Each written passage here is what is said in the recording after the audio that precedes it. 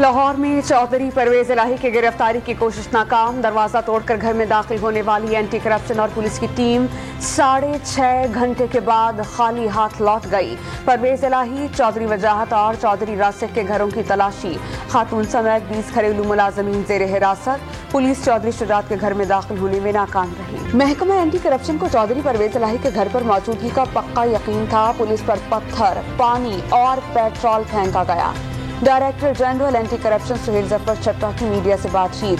कौन सा इदारा है जो सियासी तौर पर इस्तेमाल नहीं होता? एडिशनल डायरेक्टर एंटी करप्शन का सहाफी को जवाब।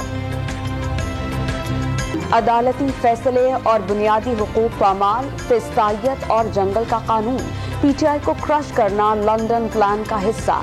जमहूरियत रेजा रेजा होते अपनी आंखों से देख रहे हैं। इमरान खान बरस पड़े। आज कौम को आइंदा का लाहे अमल देने का ऐलान।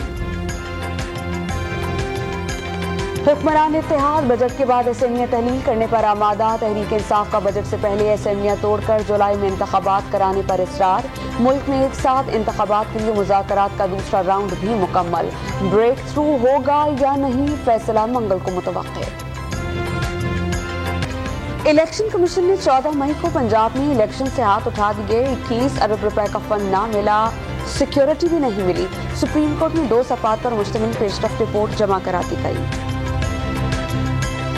पाकिस्तान की आबादी 23,74,48,000 से तजावुज़।